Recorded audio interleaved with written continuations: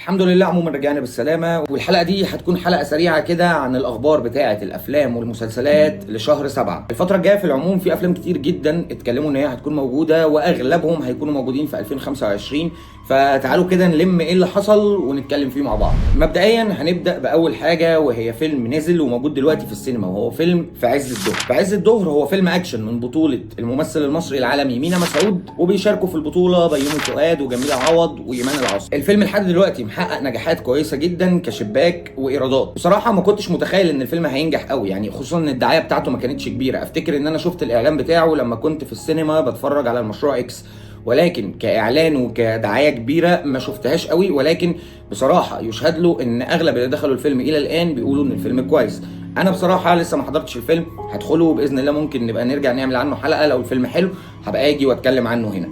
مينا مسعود عموما ممثل شاطر وممثل كويس، شفت له كام حاجه حلوين جدا. الراجل طبعا كان محقق نجاحات في هوليوود، ورجوعه في مصر عموما دي حاجه كويسه، وانا مستني منه الفتره اللي جايه يعمل حاجات اقوى واقوى، وان شاء الله نبقى نشوف في عز الظهر ونتكلم عنه. تاني حاجه هنتكلم عنها هي طبعا فيلم احمد واحمد. الفيلم اللي اتكلمنا عنه قبل كده وقلنا انه غالبا كان هينزل زي ما هم اعلنوا في عيد الاضحى، ولكن الفيلم تم تاجيله، ودلوقتي من المقرر هو طرحه يوم 1/7، يعني تقريبا كمان 3 ايام كده هينزل في السينما. والفيلم من بطوله احمد السقا، احمد فهمي، جيهان شماشرجي، غادة عبد الرازق، حاتم صلاح. الفيلم عموما لم مجموعه كبيره جدا، والفيلم هو طابع كوميدي اكشن. شفنا طبعا الاعلان بتاع الفيلم اللي نزل. بصراحه زي ما قلت قبل كده في الحلقه اللي فاتت، انا ما بفضلش للسقا الطيب الكوميدي، ولكن بما ان الفيلم اعلانه كان جيد وما اتفرجنا عليه، بصراحه الاعلان شوقني ان انا اتفرج على الفيلم. فباذن الله يوم 1/7 الفيلم هينزل، هستناكم تتفرجوا عليه وانا هروح اتفرج عليه ونيجي ونتكلم ونقول راينا. الفيلم طبعا بيحكي عن احمد فهمي اللي كان عايش بره وبيقرر ان هو يرجع مصر عشان يقابل خاله اللي هو احمد السقا، واللي بعد كده بتحصل له حادثه وبيفقد بسببها الذاكره، وبتبدا معاهم احداث هم مش فاهمين هي بتحصل معاهم ليه، واحمد السقا ناسي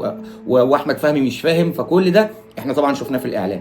فيلم فكرته حلوه وباذن الله ينجح ويكسر الدنيا. ومن هنا نيجي للافلام اللي منتظره السنه دي. الافلام اللي منتظره السنه دي في منها كتير جدا. اول واحد ممكن نتكلم عنه هو فيلم درويش، الفيلم اللي برده كان مقرر ان هو يتعرض في عيد الاضحى، ولكن الفيلم اتاجل علشان زحمه افلام عيد الاضحى غالبا. يعني الفيلم طبعا من بطوله عمرو يوسف ودينا الشربيني، طارق عماد، ومحمد شاهين. الفيلم بيحكي عن شاب في الاربعينات بتحصل معاه احداث غريبه، وبسببها بيبقى بطل شعبي معروف. الفكره حلوه، وعمرو يوسف عموما ممثل شاطر، وانا شفت الاعلان في السينما برضو لما نزل. فباذن الله الفيلم ينجح ويكسر الدنيا. للاسف لسه ما فيش ميعاد عرض لحد دلوقتي للفيلم، ولكن اللي تم اعلانه ان الفيلم هينزل في 2025، يعني في خلال ال6 شهور اللي جايين. ومن هنا نروح لفيلم فرقه الموت. الفيلم طبعا بتاع احمد عز اللي كلنا عارفينه وكلنا مستنيينه، ولكن للاسف الفيلم بعد ما اعلنوا ان هو هينزل في 2025 الفيلم اتاجل ل 2026. مفيش موعد محدد ان هو يتعرض، ولكن قرروا ان هم ياجلوه. وبصراحه برضو انا كنت مستغرب فكره ان عز نزل ولاد رزق 3 وكريم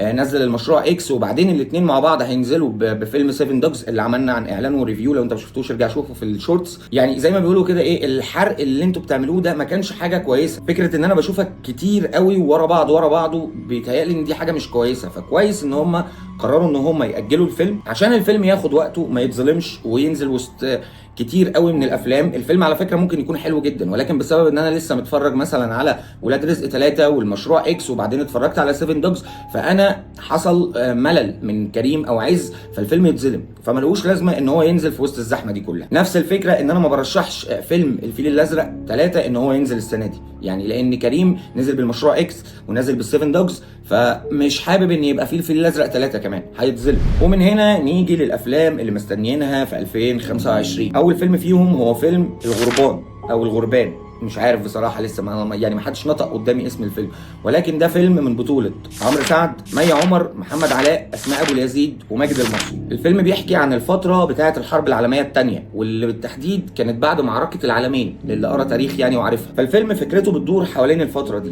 لسه ما عندناش معلومات كتير قوي عن الفيلم، ولكن عمرو صرح ان الفيلم بيتصور حاليا وان الفيلم هيترجم ل7 لغات. فواضح ان الفيلم معمول بشكل قوي جدا، وفعليا احنا مستنيين حاجه قويه جدا. اعلنوا عن البوستر زي ما انا حطيته لكم كده، ولكن لسه مفيش اي حاجه تانية على الفيلم. نتمنى ان هو يكون حاجه كويسه ومستنيينه في 2025. ومن هنا نروح للفيلم اللي بعده واللي المفروض مستنيينه برضه السنه دي ان هو ينزل، وهو فيلم الست.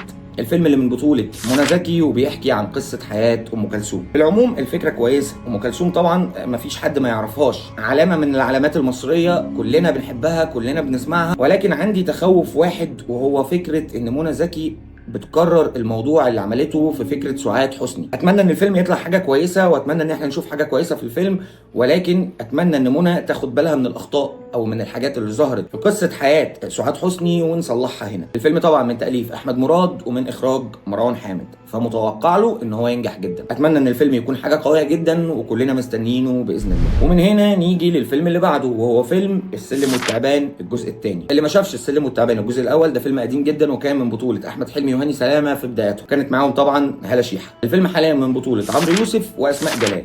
فعليا الفيلم نزل الاعلان المصغر بتاعه، بس انا مش عارف عمرو يوسف ناوي يعمل ايه. يعني هو اعلن عن درويش واعلانه نزل، واعلن عن السلم والتعبان 2 واعلانه نزل، ومشارك في الست.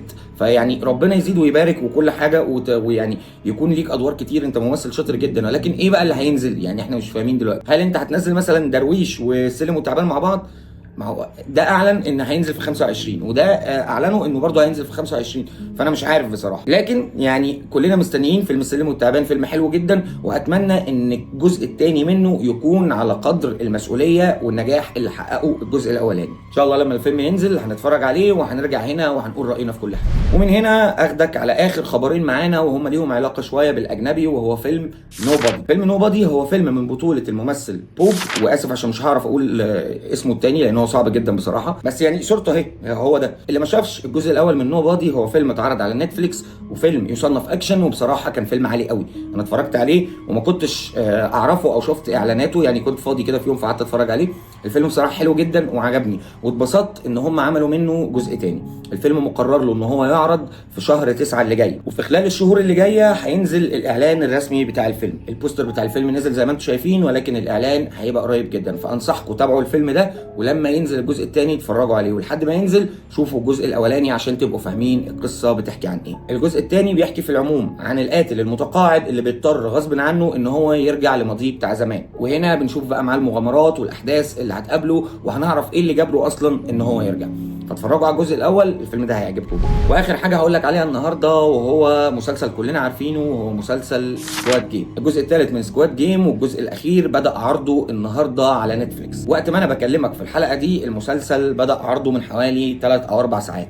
فطبعا ده مسلسل كلنا عارفينه ومكسر الدنيا. حبيت بس اقول لك عشان لو انت ما تعرفش ان الجزء الثالث نزل وده الاخير حسب ما قال المخرج، ان مفيش اجزاء ثانيه من سكواد جيم، فالمسلسل نزل تقدر دلوقتي تتابعه وتتفرج عليه. ونصيحه مني، لو انت ما اتفرجتش على الجزء الثاني او الجزء الاول، ابدا المسلسل من اوله وبعد كده ابقى اتفرج على الجزء.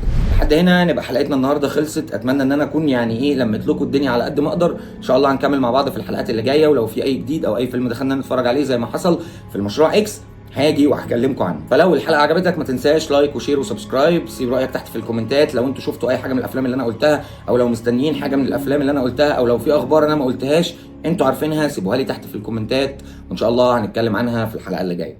اشوفكم على خير، سلام.